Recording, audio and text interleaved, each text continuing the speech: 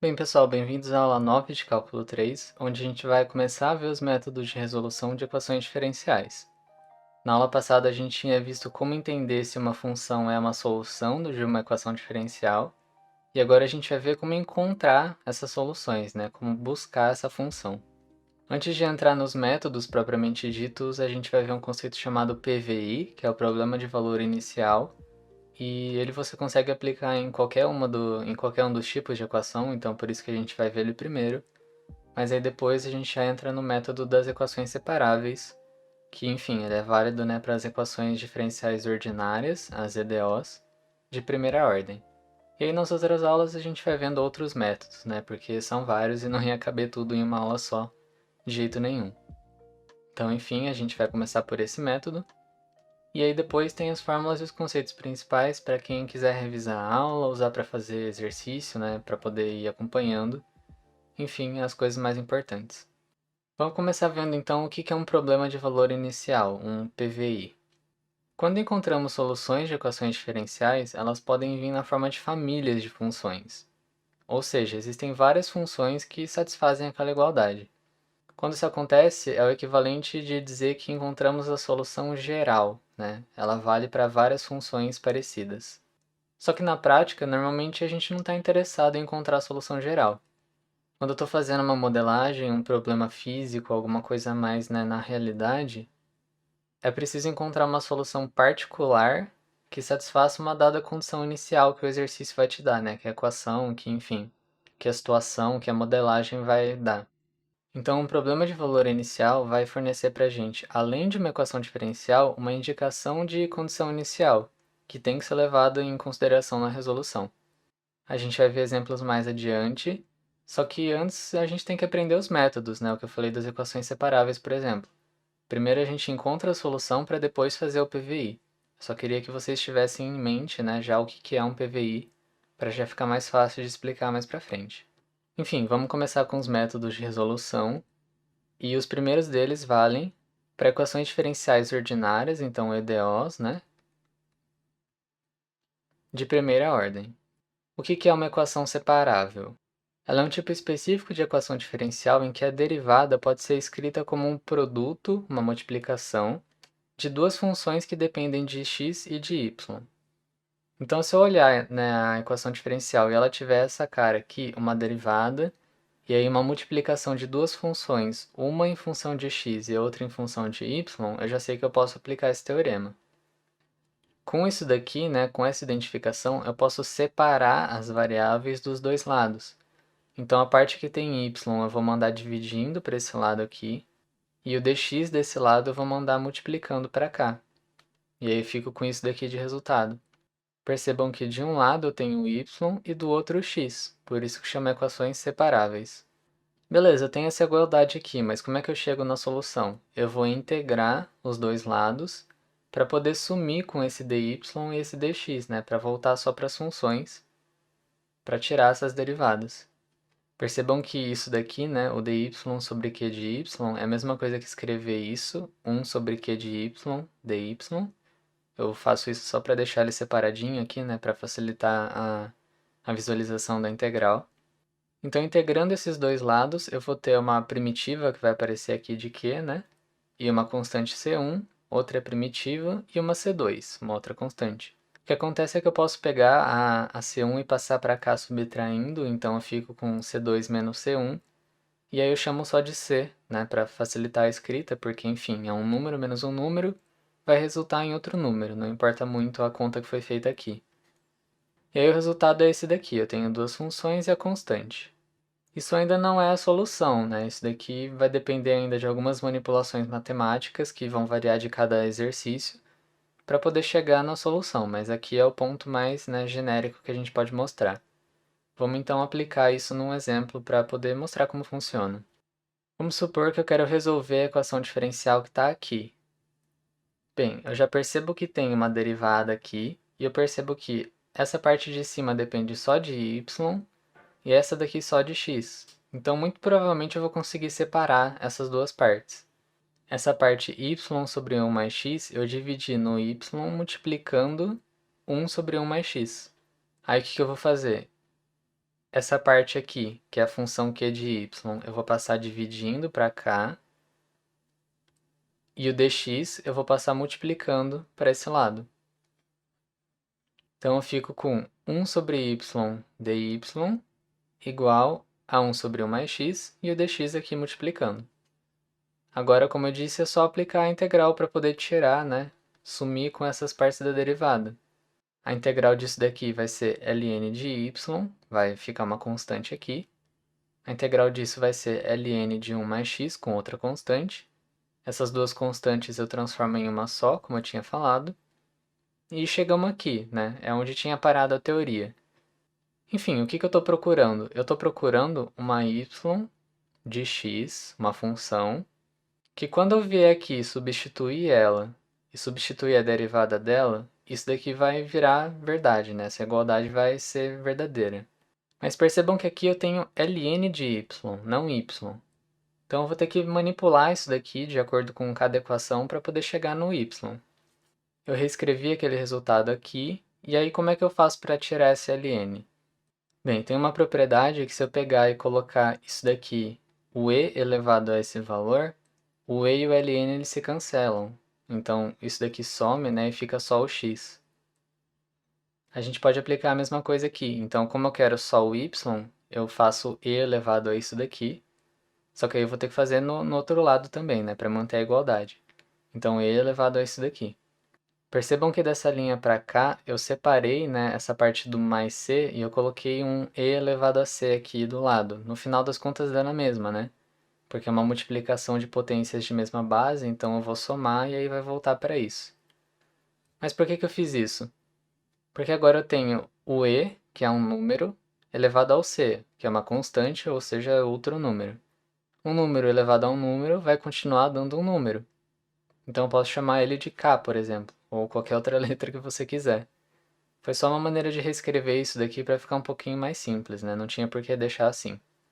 Mas beleza, eu posso cancelar isso daqui então, eu fico com y, cancelo isso daqui também, é 1 mais x vezes o k. Isso daqui é a solução geral da equação diferencial. Percebam que o k ele é uma constante que o valor pode variar, ele pode ser 1, 2, 3, 4, 5, enfim, vários valores. Então eu tenho uma família de soluções, são várias soluções parecidas, né, com esse formato, mas são várias soluções possíveis para a equação diferencial. Depois a gente vai ver um método, né, de aplicar o PVI para poder encontrar uma solução particular. Mas antes eu quero só retomar a aula passada, porque o que a gente fez? A gente conferiu, né? Então eu quero testar agora. Será que isso daqui é realmente a solução dessa equação diferencial? Quero testar minha resposta. Bem, o que significa ser solução? Significa que se eu substituir o y aqui e que se eu fizer a derivada e substituir aqui, essa igualdade vai ser verdadeira. Então, beleza, é só a gente conferir. Tem a função, fiz a derivada dela aqui, né, para poder substituir. Então, deu k. Eu vou colocar k aqui, certo?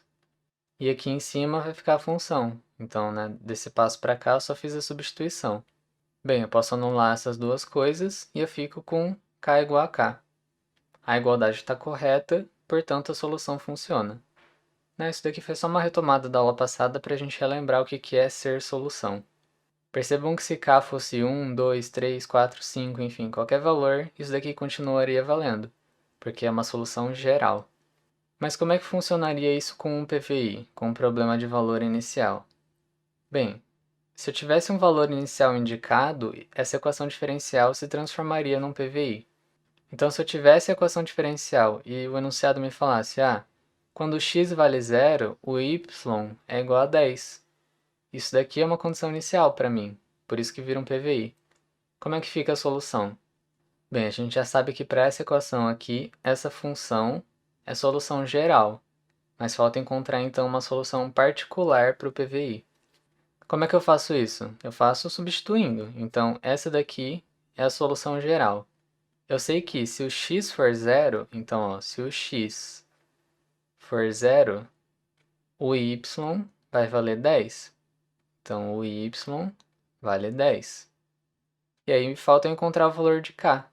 Eu tenho aqui que 10 é igual a 1 vezes k, então k é 10, né? Foi super facinho de resolver. E aí a solução particular do PVI vai ser que y é 10 vezes 1 mais x, né? O k agora vale 10. Eu fico com 10 mais 10x. Como eu usei o valor inicial, então eu tenho essa solução particular aqui do y. Vamos fazer um outro exemplo agora já com o PVI desde o começo, direitinho.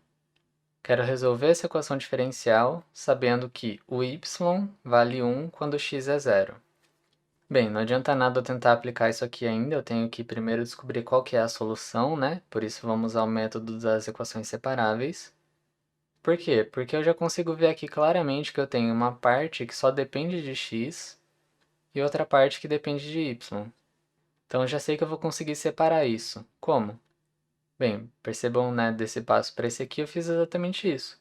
A parte com x eu deixei vermelha, e aí essa divisão aqui, né, eu só reescrevi como 1 sobre 2 vezes y menos 1. Então agora eu tenho a minha função q de y e a p de x. É só eu passar, né? Passar a função azul dividindo e passar o dx multiplicando igual a gente fez antes. Fazendo um rearranjo dessa bagunça aqui depois de ter passado, eu fico com isso daqui, ó. Y de um lado e x do outro. Agora eu só preciso integrar para poder sumir com esse dy e o dx, certo? Então eu reescrevi aqui a equação separada, né? Daqui para cá eu apliquei a integral. E daqui para cá eu só reescrevi uma coisinha, né? Eu fiz a distributiva desse 2y menos 1 aqui para poder fazer a integral. E aqui então é a resolução da integral. A integral de 2y fica y ao quadrado. A integral de menos 2 fica menos 2y. E aí surge a constante 1. Aqui também a gente vai integrando cada termo, né? E surge a constante 2. Essa C1 eu posso passar para cá subtraindo, e aí eu fico com C só para poder simplificar a escrita. E aí, beleza, eu tenho que isso daqui é a solução geral da equação diferencial.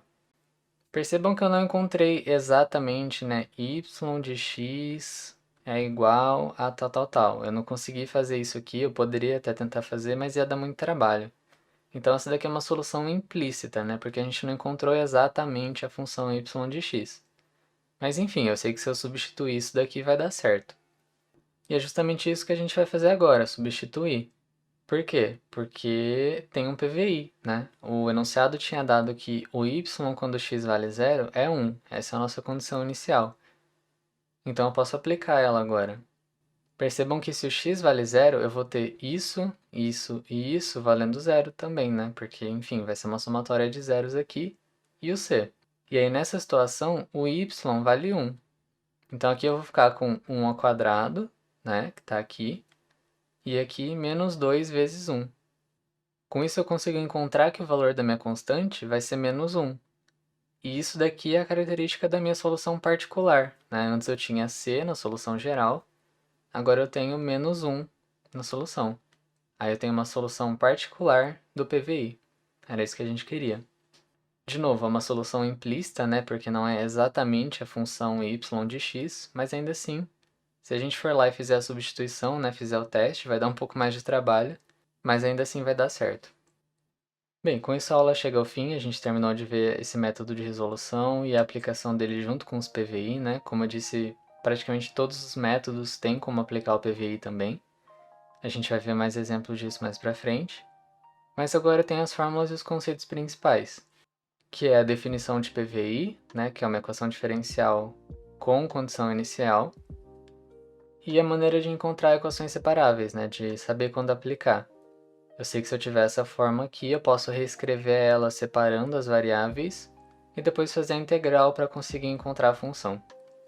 Espero que tenha dado para entender bem o conteúdo. Em caso de dúvidas, vocês podem sempre deixar comentário no YouTube ou, enfim, me mandar em qualquer rede social minha, né, perguntando. Eu agradeço também a ajuda de qualquer forma na divulgação, né, seja nas redes sociais ou se inscrevendo no YouTube, deixando like. Vocês podem ajudar o movimento também doando qualquer quantia que seja, por menor que seja, né, para me ajudar a comprar materiais, comprar equipamentos melhores, para poder produzir mais vídeo, enfim, né, mais conteúdo diversificado. Mas é isso, a gente se vê na próxima aula então com novos métodos de resolução de equação diferencial e até lá!